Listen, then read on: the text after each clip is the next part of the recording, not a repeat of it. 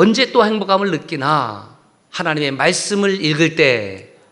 언제 행복감을 느끼나? 하나님의 말씀을 들을 때. 이번 더 크게 하셔야 돼요. 언제 행복감을 들으나? 먹을 때. 아니구나. 식당 가니까 엄청 뭐 행복하게 잘 잡수시면서 이렇게 내숭을 떨기는. 가정의 달에 주로 가족들이 모여서 무엇을 하십니까? 식사를 하는 거죠. 식사가 무엇입니까? 그게 소공동의 시간 아닙니까? 소통하고 공감하고 공유하고 동행하고 동참하고 동역하고, 그게 바로 식사 시간입니다.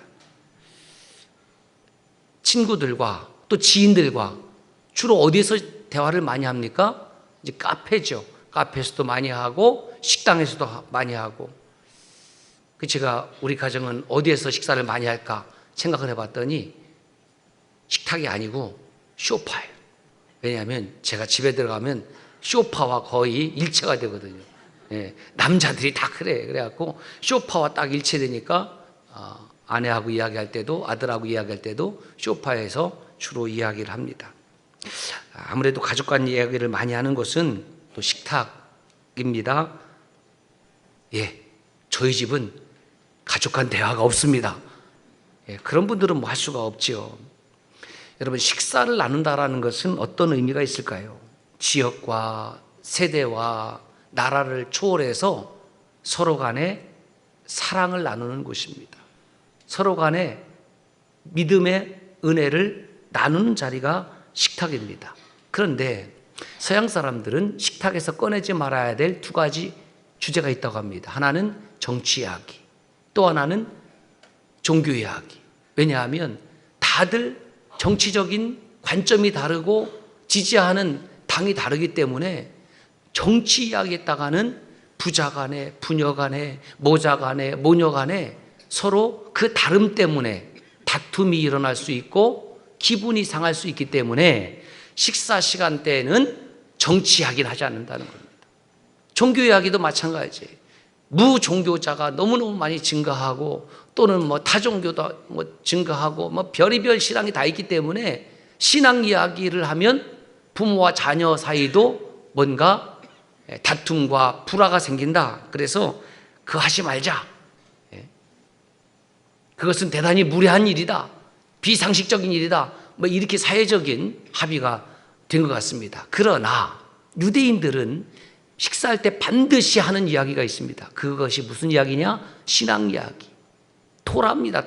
토라가 무엇입니까? 하나님의 말씀이요 율법이에요. 하나님 주신 귀한 말씀, 창세기, 출애굽기, 레위기, 민수기, 신명기, 이 말씀이 왜 중요하냐면 이 말씀 속에 우주 만물의 주인이신 하나님의 사랑이 담겨져 있고 이 말씀 속에 우리 인생 가운데 어떻게 역사하시는 하나님의 구원이 들어있기 때문에 이 말씀을 서로 나눈다는 겁니다. 그래서 유대인들은 식사할 때에 이 토라를 이야기하지 않는 것은 짐승의 식사와 같다라고 할 정도로 신앙 이야기를 한다라는 겁니다. 여러분들의 가정에서의 식탁은 어떤 이야기입니까? 직장 이야기입니까? 그것도 중요하죠. 사업 이야기입니까? 그것도 중요하죠. 진학 이야기도 중요하죠. 진로 이야기도 중요하죠. 더 중요한 것은 하나님의 말씀의 은혜를 나눌 수 있기를 바랍니다. 왜 말씀의 은혜를 나누는 것이 없느냐? 받은 게 없어요.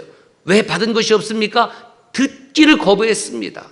하나님의 말씀이 선포되고 들려도 귀를 막고 듣기를 거부하면 절대로 말씀의 은혜를 나눌 수가 없는 거죠. 그래서 식탁에서 부부가 부모와 자식 간에 하나님의 말씀을 나눌 때에 그 가정이 하나님께서 기뻐하시는 가정이 될 줄로 믿습니다.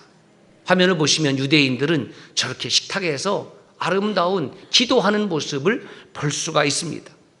이 식탁 공동체, 그래서 유대인들은 그 주방을 뭐라고 하냐면 가정의 컨트롤 타워다.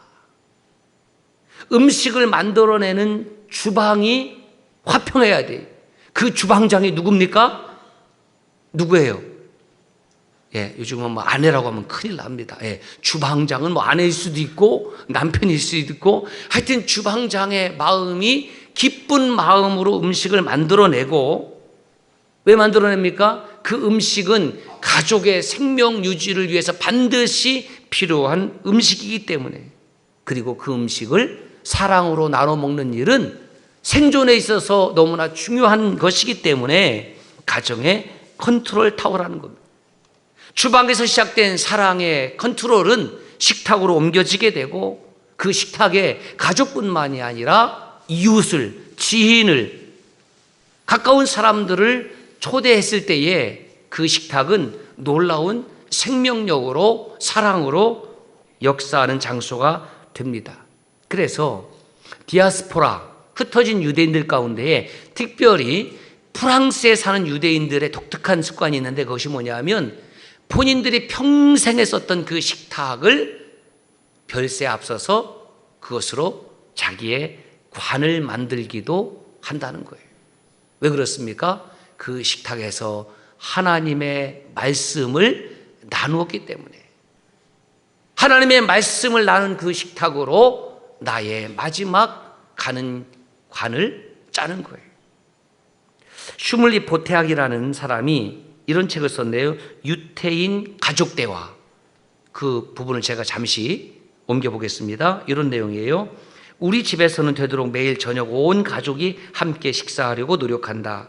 저녁 식사는 그 가족이 한 가족임을 가장 잘 보여주는 행동이며 가족만의 시간이다. 이 시간만큼은 전화도 초인종도 어떠한 방해도 허락하지 않는다. 우리는 모두 서로에게 삶의 일부다. 그리고 우리는 서로의 말을 경청한다. 뭐 이런 내용들입니다. 제가 이 책을 읽으면서 정말 감동받았던 부분은 이 부분입니다. 우리는 모두 서로에게 삶의 일부이다. 가족은 누구냐면 서로에게 삶의 일부가 되어주는 사람이 가족이라는 거예요. 한번 따라서 하실까요? 우리는 모두 서로에게 삶의 일부이다. 교회 공동체도 마찬가지입니다.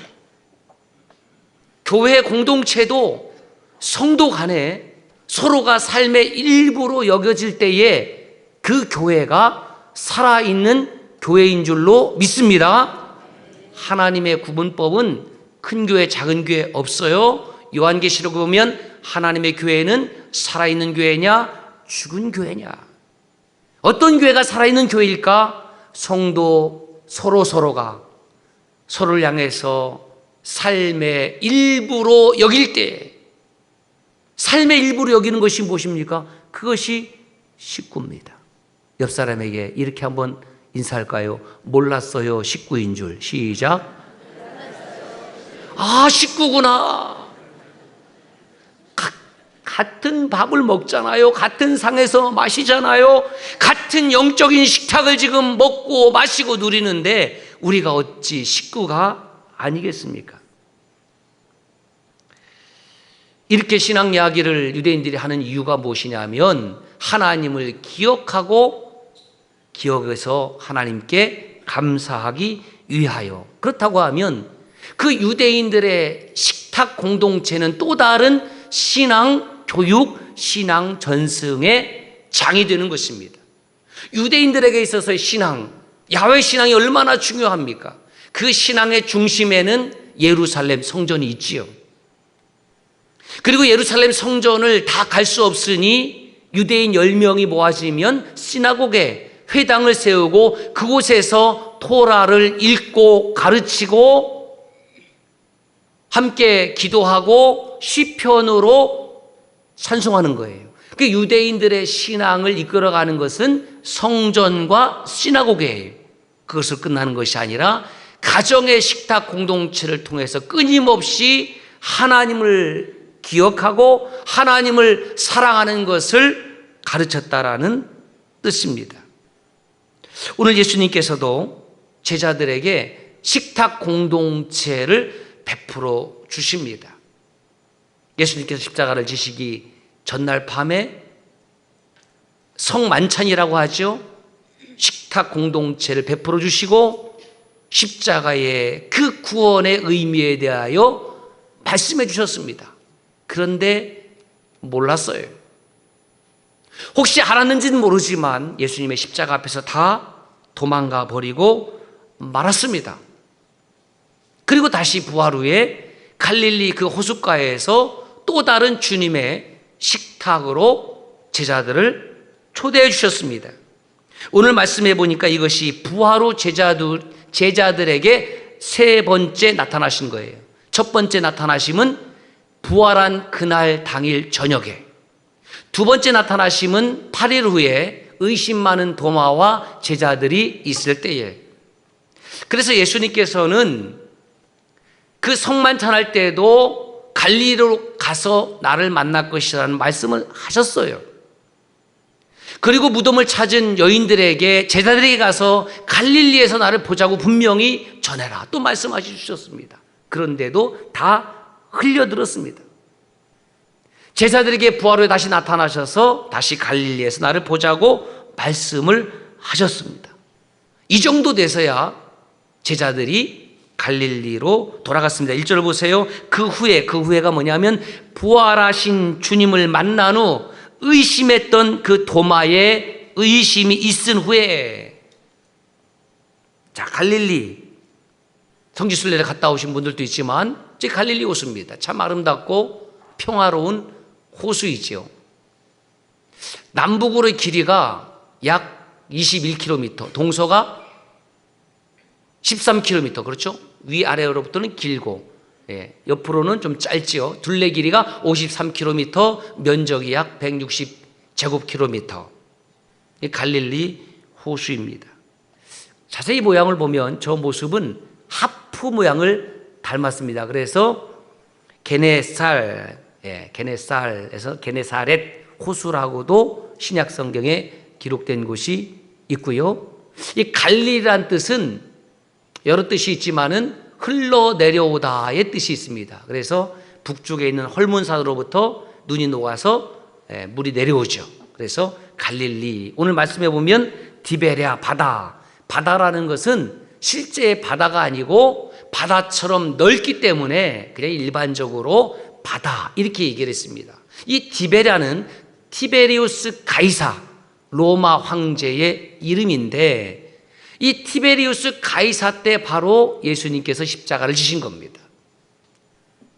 그 당시 갈릴리 지역의 분봉왕이었던 헤롯 안티파스가 잘 보이려고, 누구에게? 황제에게. 그래서 갈릴리 주변에 이 티베리우스의 이름을 붙여서 도시를 만들었습니다. 그 도시가 갈릴리 해변까지 확장이 되니까 그것을 디베랴 바다라고도 부른 겁니다. 자, 갈릴리 돌아간 어부들, 갈릴리에서 무엇을 할까요? 할 일이 없어요. 할 일이 무엇입니까? 자기들의 본업이죠.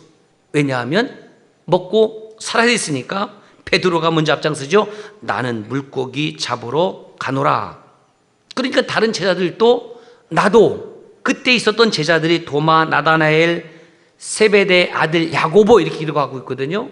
세베대 아들 이렇게 되는데, 세베대 아들이 누구냐? 야고보와 요한입니다. 그리고 또 다른 제자 둘, 제가 추정을 해보건대 빌립과 안드레일 가능성이 높습니다. 약 7명의 제자들이 있었던 것으로 추정이 됩니다. 할 일이 없어요. 3년 전에는 예수님의 부름을 받아서 사람을 낚는 어부가 되겠다고 쫓았습니다. 열심히 주님을 쫓아다니면서 말씀을 들었습니다. 이적과 기적의 현장을 체험했습니다. 치유의 현장을 체험했습니다. 귀신을 쫓아내는 현장을 체험했습니다. 변화산의 은혜도 체험을 했습니다. 그런데 이제 다 물거품이 되고 말았습니다. 다시 옛날의 일상으로 돌아왔습니다. 그러니 다시 고기 잡으러 가는 것이 별 이상한 일은 아닙니다. 3절을 보십시오. 베드로와 제자들이 어디로 갔느냐? 고기를 잡으러 언제 갔느냐? 밤에 갔습니다. 갈릴리 호수에는 약 200여 종의 고기들이 살고 있는데, 밤에 간 것은 제가 어부가 아니어서 잘은 모르겠습니다만은 밤에만 잡히는 종류의 고기가 있겠지요. 바다에도 그 시간대별로 잡히는 고기가 있지 않습니까? 그런데 허탕치고 말았습니다. 꽝입니다. 날이 새었는데 아무것도 잡은 것이 없습니다. 그래서 허탕치고 돌아오는 그 갈릴리 호수에서의 길이 얼마나 피곤했을까. 그런데 호숫가에 한 사람이 서 있습니다. 주님입니다. 이렇게 묻습니다. 얘들아, 너에게 고기가 있느냐? 그런데 성경을 자세히 보니까 이것은 부드러운 음성이 아닙니다. 여러분 8절을 보세요. 제자들과 예수님과의 거리가 얼마큼 떨어져 있냐면 50칸입니다. 50칸을 계산해 보니까 약 90m 정도 되는 거죠.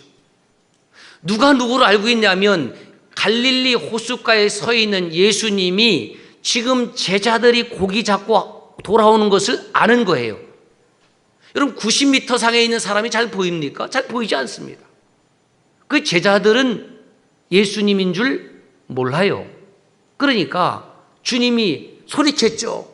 얘들아, 너희들 잡은 것이 있느냐? 근데 얘들은 아니거든요. 다 성인인데 파이디온 어린이의 복수입니다.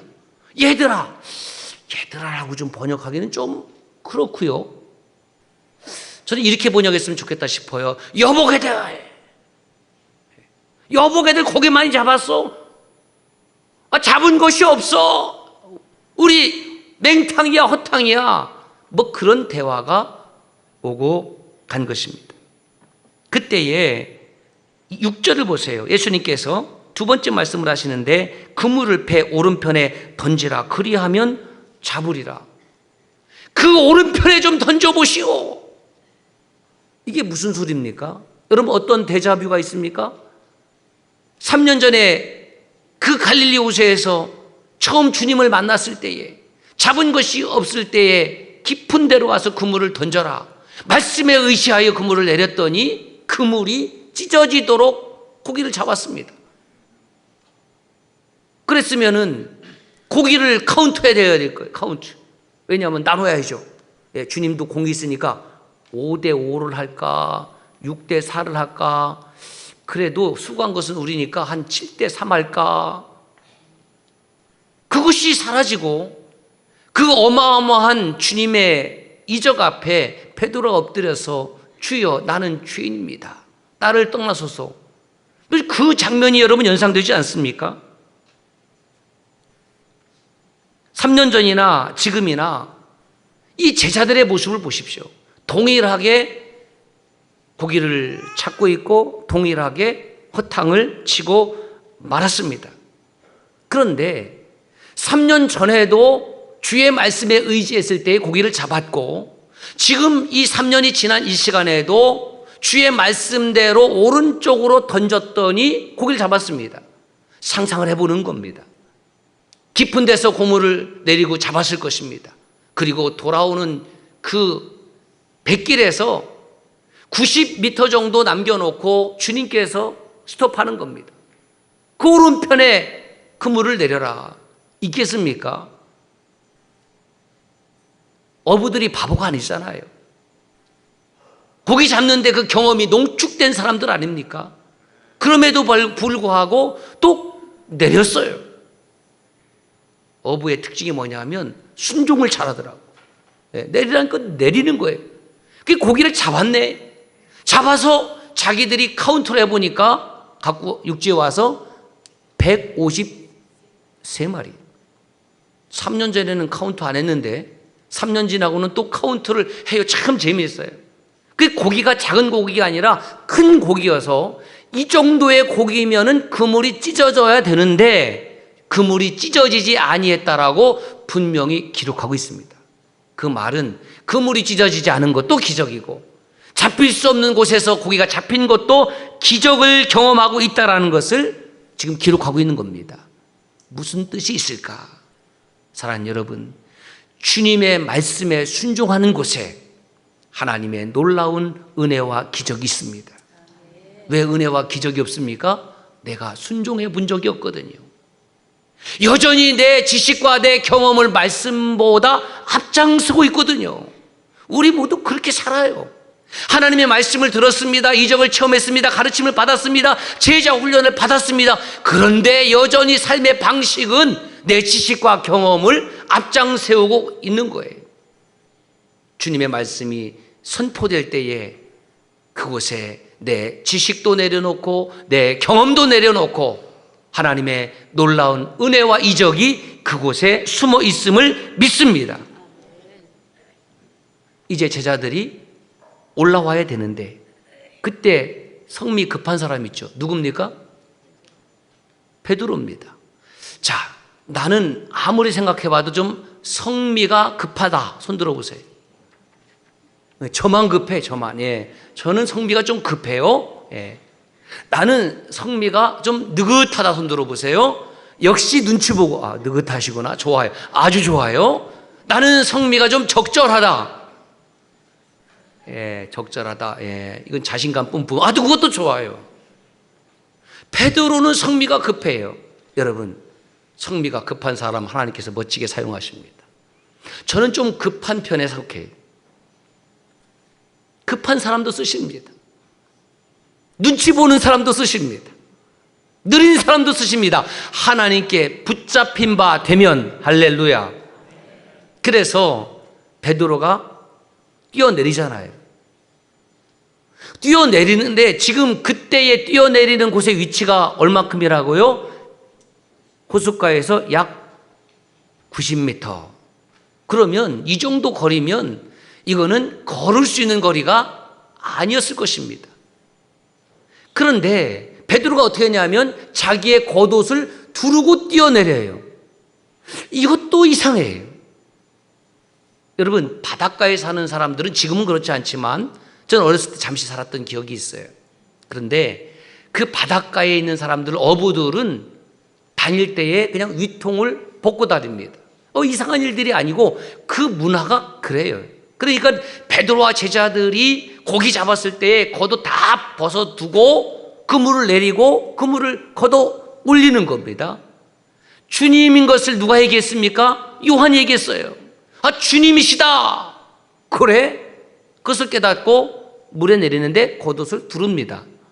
여러분, 수영할 수 있는 사람은 옷을 벗는 게 맞는 거예요. 그런데 다시 옷을 입습니다. 이것은 어떤 의미가 있을까? 그래도 주님이라고 하면 이렇게 해석할 수가 있겠죠. 체면이 있지. 또 이렇게 해석할 수도 있겠죠. 주님이라면 내가 주님 앞에 경외하는 모습을 보여야지. 어떻게 내가 맨몸으로 주님을 맞이할 수 있겠는가 등등의 모습이 있을 겁니다. 그래서 베드로는 그렇게 90m를 헤엄쳐서 올라갔습니다. 주님께 갔습니다. 제자들이 육지에 올라왔습니다. 9절을 보세요. 육지에 올라와서 보니 숯불이 있는데 그 위에 생선이 놓였고 떡도 있더라. 예수님표, 갈릴리표 생선구이입니다. 갈릴리표 숯불 생선구이. 장사를 하신 분들은 요거 상표를 딱 따다가 갈릴리표 숯불 생선 요거 하면 될 것 같은데. 그리고 갈릴리표 그 구운 빵, 유대인들이 그 먹는 빵은 난이라고 그러잖아요. 그렇죠? 예. 화덕에다 이렇게 붙이고 이제 구워서 먹을, 반죽해서 구워서 먹는 그런 것을 준비하고 계시는 거예요. 그런 다음에 재미있는 것은 10절을 보세요. 지금 잡은 생선도 좀 가져와라. 너희들이 지금 잡은 생선. 그래서 그때 가서 세어보니까 또 153마리. 예. 아니, 뭐 본인 때문에 생선 잡으니까 또 달라고 하시는가? 모르겠어요. 시간적으로는 주님이 잡은 주님이 준비하신 생선보다는 제자들이 지금 갓 잡은 생선이 더 싱싱할 것 같아. 일본 사람이 거기 있었으면 바로 회를 떠서 먹었을 텐데 그런 생각도 좀 해보고 지금 잡은 것도 가져와라. 네 번째 말씀 보세요. 와서 조반을 먹으라. 여러분, 성경에는 부활하신 예수님이 이 세 번째 만남 전에 베드로를 2번 만났습니다. 그런데 그 성미 급한 베드로가 예수님께 말을 걸지 않아요. 그리고 제자들에게 부활하신 모습을 보여주기는 했지만 깊은 대화를 하시지 않습니다. 부활하시고 나서 제자들을 향해서 따지거나 책망한 것도 없어요. 여러분, 생각을 해봅시다. 입장을 바꿔놓고 생각하세요. 주와 함께 죽으러 가자. 뭐 도마 그랬고요. 다른 사람이 다 주를 버릴지라도 나는 절대로 주님 버리지 않겠습니다. 그런 베드로는 대제사장 가야바의 신문 앞에서 멀찍이 서 있었고, 너도 한 패지? 아닌데요. 너도 한 패지? 아닌데요. 너도 한 패지? 난 아니라 부인하고 저주까지 했습니다.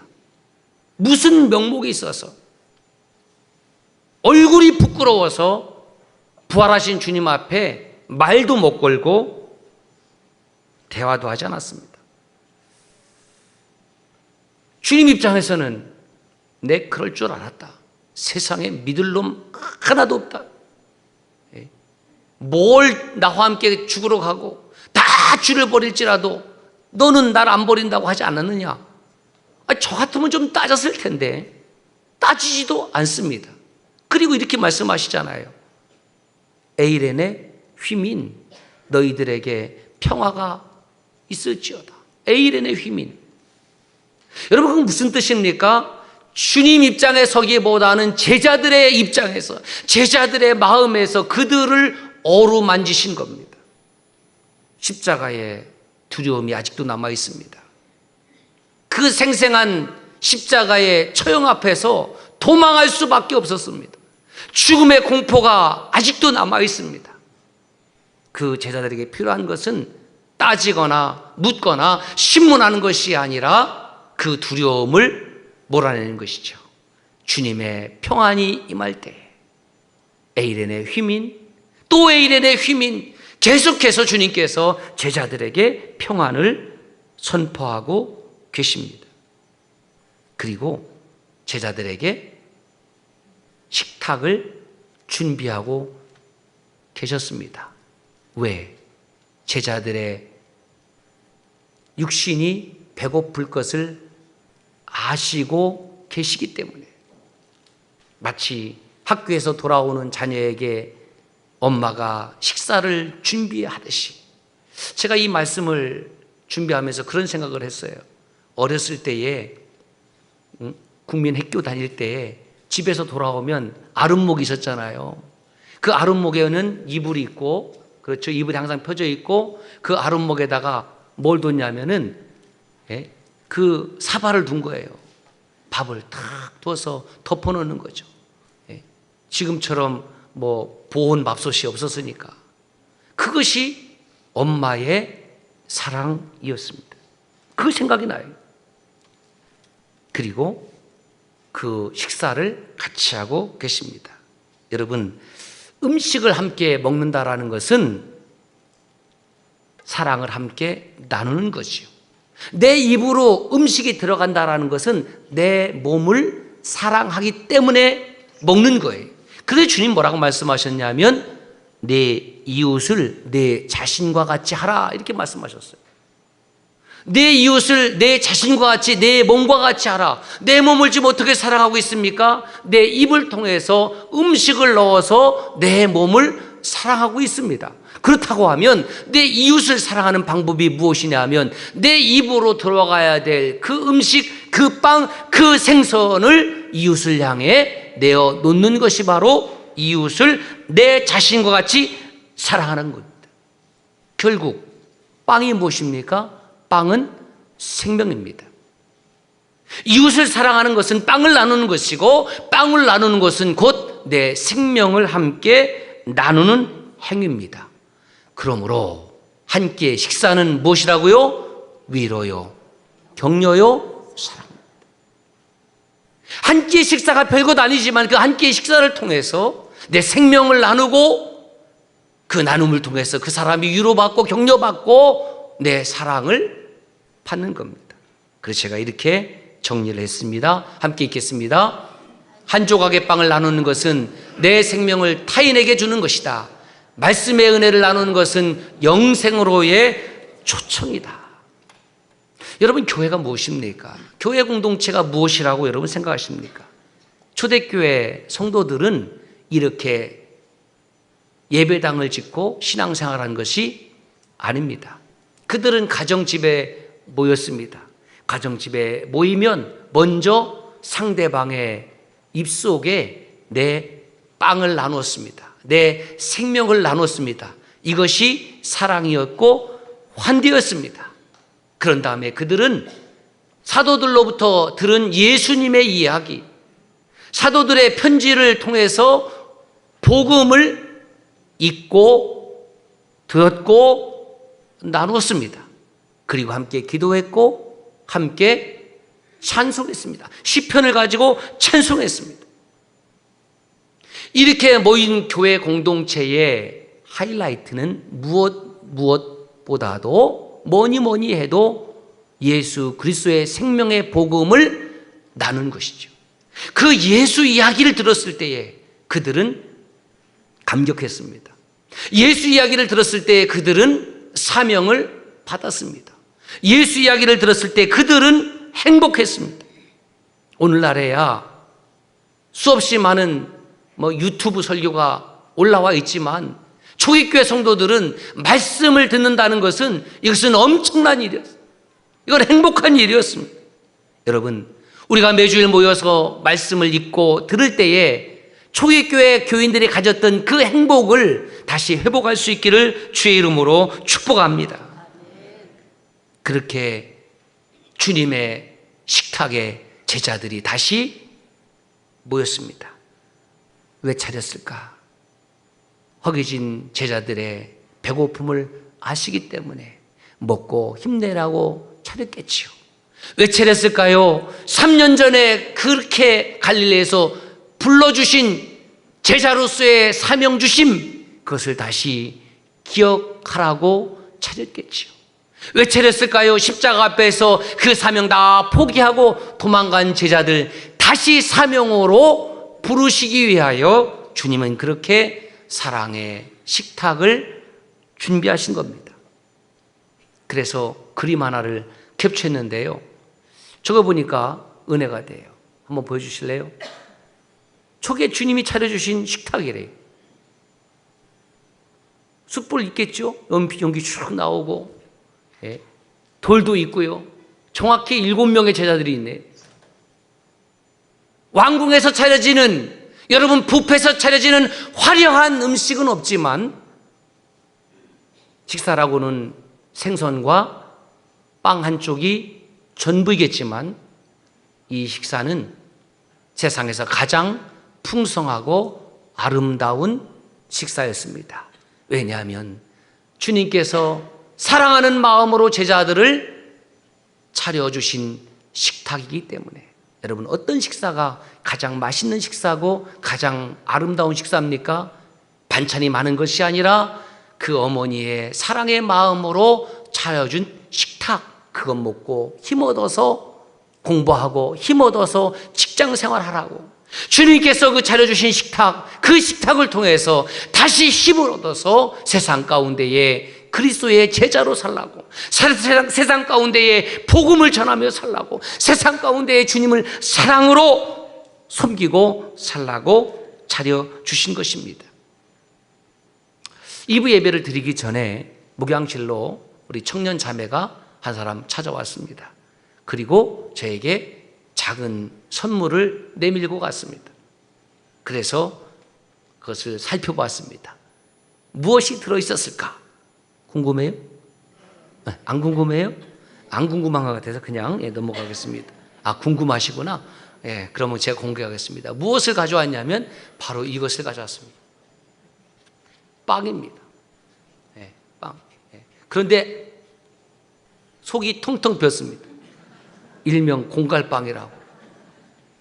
아직 못 먹었는데 예배 마치고 먹을 계획입니다. 혹시 제 옆에 있으면 한 조각 띄워줄 수 있습니다. 이거 엄청 맛있다고 그래요. 이것을 몇 개를 가져왔어요. 야, 저는 오늘 말씀을 전해야 되는데 이 빵을 갖고 너무너무 행복한 거예요. 나를 위해서 우리 사랑하는 청년 자매가 이 빵을 준비했으니 제가 얼마나 행복한 목사인가. 주님께서 나를 위하여 매일매일의 영의 식탁을 베풀고 계시니 저와 여러분들은 얼마나 행복한 자녀들인가. 갈릴리 후숫가의 식탁은 여전히 우리를 향하여 준비하고 계신 예수님의 식탁이 계속되고 있음을 보여줍니다. 이곳이 바로 여러분들의 갈릴리 호숫가의 식탁이 되기를 주의 이름으로 축복합니다.